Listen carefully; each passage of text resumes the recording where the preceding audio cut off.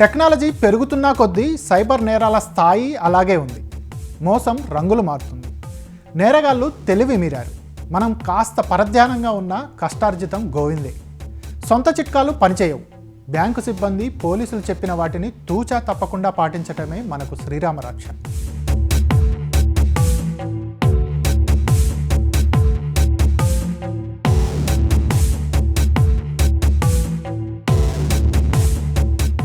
మీకు చదువు రాదు, ఏటీఎంలో డబ్బులు ఎలా డ్రా చేయాలో తెలీదు, ఎవరినో సాయం అడుగుతారు, వాడే దొంగ కావచ్చు.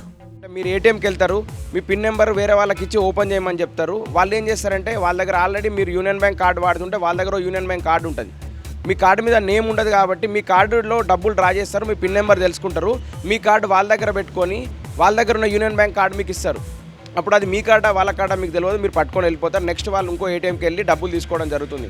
కాబట్టి మీ ఏటీఎం పిన్స్ని కానీ మీ కార్డ్స్ని కానీ మీరే సేఫ్గా ఉంచుకోండి.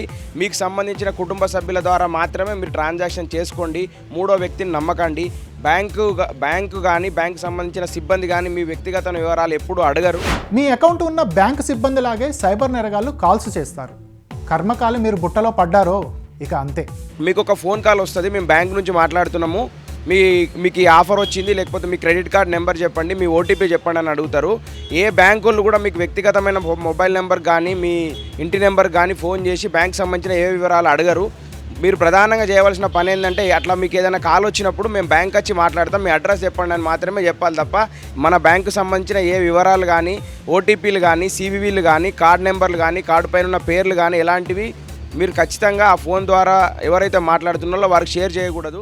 జరిగిందేదో జరిగింది. అకౌంట్ నుంచి డబ్బులు పోతాయనే అనుమానం వచ్చిందో ఆ క్షణంలో మీరు ఈ మార్గం ఎంచుకోవచ్చు. ప్రతి బ్యాంకుకి వల్ల ఆన్లైన్ ఒక యాప్ ఉంది, మొబైల్ బ్యాంకింగ్ యాప్ కానీ ఇంటర్నెట్ బ్యాంకింగ్ కానీ యాప్ ఉంది. మీకు ఎక్కడ నుంచైనా కాల్ వచ్చింది, డబ్బులు కట్ అయ్యే ఛాన్స్ ఉంది అనుకున్నప్పుడు అందులోకి వెళ్ళిపోయి డెబిట్ ఫ్రీజ్ కనుక పెట్టుకుంటే మీ అకౌంట్ నుంచి 1 NP కూడా కట్ చేసే ఛాన్స్ ఉండదు.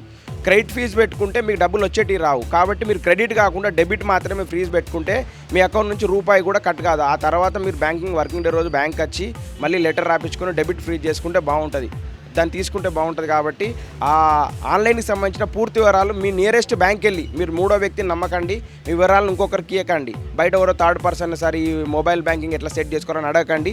బ్యాంక్ వెళ్ళండి. ఇవాళ ప్రతి బ్యాంక్లో డిజిటల్ ట్రాన్సాక్షన్స్ని ప్రోత్సహిస్తున్నారు కాబట్టి ఖచ్చితంగా ప్రతి బ్రాంచ్లో ఒక కన్సర్న్ పర్సన్ డిజిటల్ ఆఫీసర్ ఉంటాడు, మిమ్మల్ని గైడ్ చేస్తారు. బ్యాంక్ సిబ్బంది ఎప్పుడు మీకు పూర్తి స్థాయి సహకారం అందిస్తారు. మీ వ్యక్తిగతమైన గోప్యమైన పాస్వర్డ్స్ కానీ కార్డ్ డిజిటల్ పేమెంట్ సంబంధించిన ఏ వివరాలు కూడా బ్యాంక్ వాళ్ళు అడగరు.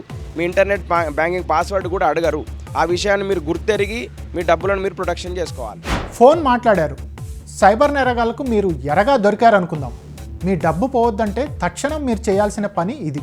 ప్రతి కమిషనరేట్లలో ప్రతి డిస్ట్రిక్ట్లలో ఈ సైబర్ పోలీస్ స్టేషన్స్ అనేది ఓపెన్ చేయడం జరిగింది. దానికి ఒక డిఎస్పీ గారు SHO ఉంటారు, ఆయన కింద ఇన్స్పెక్టర్లు ఉంటారు, స్టాఫ్ ఉంటారు, వాళ్ళందరూ కూడా ఉంటారు. వాళ్ళు ఎప్పటికప్పుడు ఈ కేసెస్ డీల్ చేయడము, ఒకవేళ ఏదైనా ఎటువంటి ఫ్రాడ్లు జరిగినాయి అనుకోండి వెంటనే కేసు రిజిస్టర్ చేసేసి మనకు అవన్నీ కూడా ఏదైతే పుట్ ఆన్ హోల్డ్ చేయడము, క్యాష్ని ఏదైనా మనకు ఫ్రాడ్ అయ్యి క్యాష్ పోయినప్పుడు పుట్ ఆన్ హోల్డ్ చేయడము, పుట్ ఆన్ హోల్డ్ చేసిన తర్వాత మళ్ళీ మన కోర్టుకి సబ్మిట్ చేసేసి అవి వాళ్ళకి చేరేటట్టుగా ఎవరైతే బాధితులు ఉన్నారో వాళ్ళకి ఆ అమౌంట్ చేరేటట్టు కూడా వాళ్ళు డిఎస్పీ గారు అలాగే స్టాఫ్ అంతా కూడా ప్రయత్నాలు చేస్తారు. ఇన్ని జాగ్రత్తలు తీసుకున్నా డబ్బులు కట్ అయిన వెంటనే కంగారొద్దు. గోల్డెన్ అవర్ అని ఒకటి ఉంటుంది. ఆ ఫ్రాడ్ జరిగిందని చెప్పేసి అని లేకుంటే వేరే ఫోన్లు వచ్చేసి మనకు తెలియకుండానే మన ఫోన్ నెంబర్లు వాళ్ళ దగ్గరికి వెళ్ళిపోతున్నవి. వాటితోటి మనము నిజంగానే జరిగుండొచ్చు, ఏదో పొరపాటు జరిగుండొచ్చు అని చెప్పేసి అని మనము వాళ్ళకి రిప్లై చేయడంతో నిజంగానే ఫ్రాడ్ అయిపోయి మన దగ్గర ఉన్న అమౌంట్ అంతా కూడా వాళ్ళ చేతిలోకి వెళ్ళిపోవడము ఇటువంటి జరుగుతున్నది.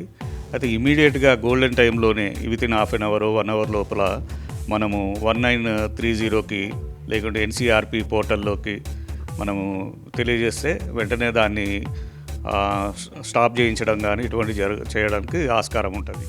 జాగ్రత్తలే మనకు రక్ష. ఆదమరిస్తే ఖాతాల్లోని సొమ్మంతా గల్లంతే. So be alert.